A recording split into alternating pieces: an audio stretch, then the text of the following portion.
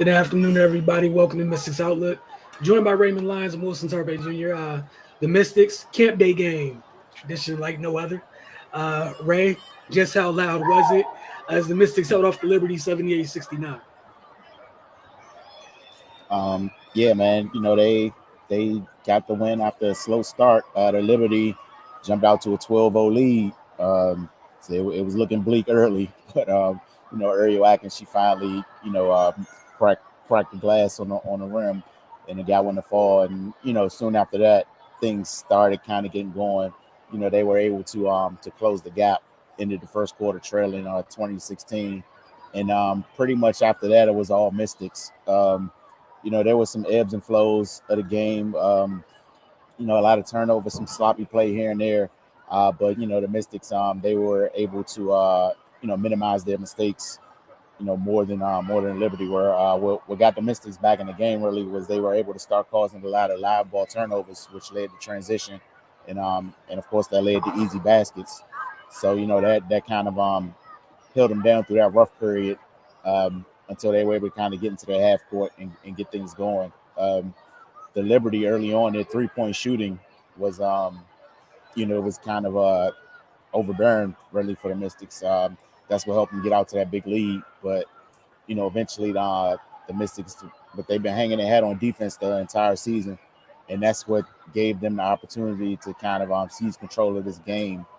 You know, then of course we had some Atlanta heroics in the second quarter. She kind of started to warm up, and that kind of put pressure on the Liberty, and they just didn't respond at the time.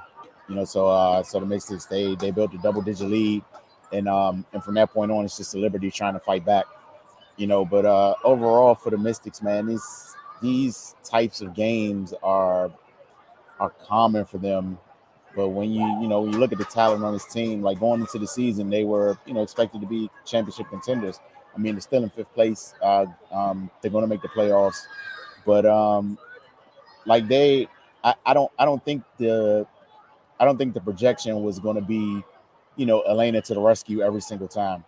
I think they're too talented for that, and it should be like they were given shades of 2019, and we saw how dominant that team was. It wasn't going to be the same type of team, because offensively that 2019 team was historic. So it's going to be hard to recapture that. But given the overall talent and the makeup of this team, I think they could have matched their dominance. So and yeah, there's been some inconsistency with the personnel. With Elena still being in recovery, also Alicia Clark as well.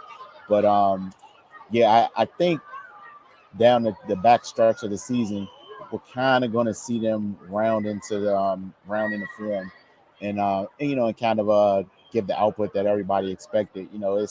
It's not easy to go out and get consistency when people are in and out the lineup like that. So but yeah, I'm sure that's on their mind. I'm sure that's things they'll talk about because yeah, they should be in the running for one of those teams that have a chance to win it all. But they can't have games like this where the highs and the lows are so far apart. Like you can't go through stretches where your things are going well, you're executing and stuff like that, and then have stretches during the same game where you look like you don't know how to play basketball. So they had a few of those moments, man. A lot of careless turnovers. But they won the game. That's what matters at the end. They put one in the W column, and I'm sure Coach Tebow is going to be an exciting film session tomorrow. you know, Going back through this one. Yeah, I think what you said was perfect. I think they're still trending to where they want to be, right? They're trying to get to that final result of what I think many folks thought they could be. And the road there has been a little rocky at times. I'm sure everybody, all Mystics fans, would love for that road to have been a little bit smoother or what have you.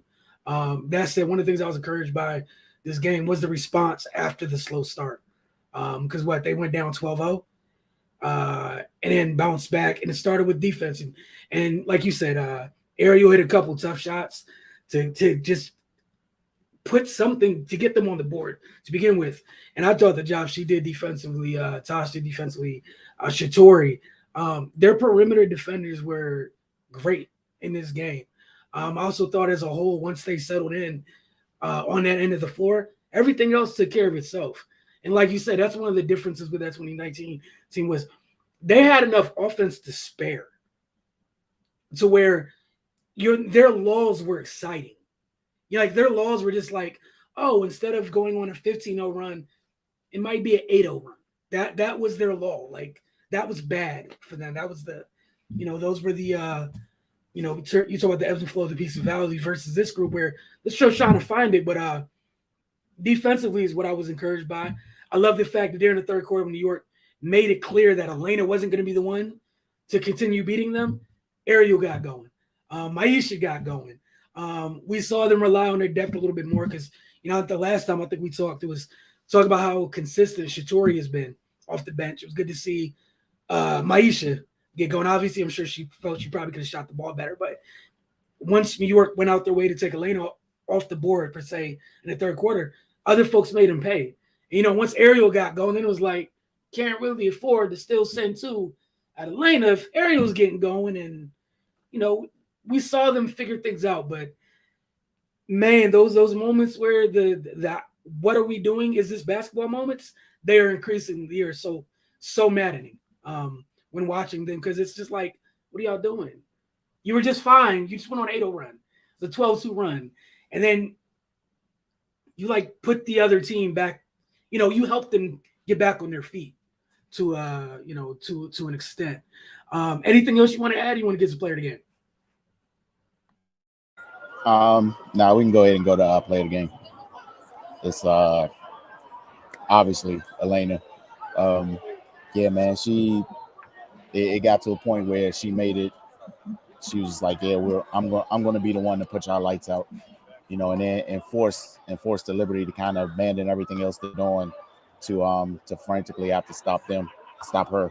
So yeah, she's our player of the game today.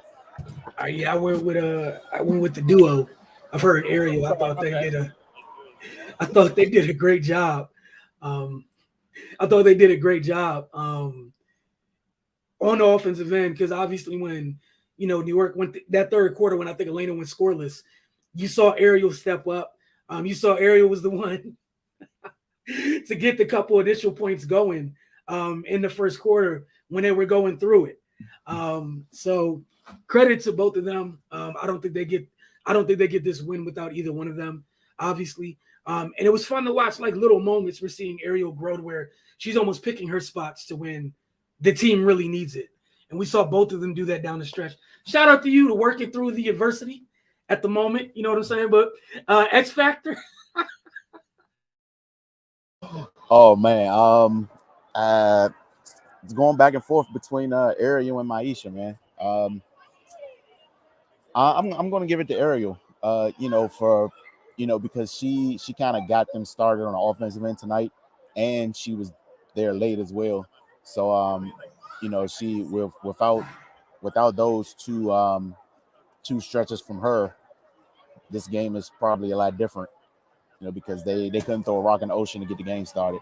And like you said, man, the opening shot she hit, it wasn't like they was wide open off sets. She had to go get it. So yeah, man, I'll give Ariel a nod tonight. Yeah, I'm not mad at that at all. It was definitely some, hey, we need a bucket. Somebody go get one. And the first 4 points were, all right, I'm gonna go get a bucket. It's gonna be really tough, but I'm gonna get us something. My fact, I just want Maisha since I split it for player of the game. I tried to make it easy for myself.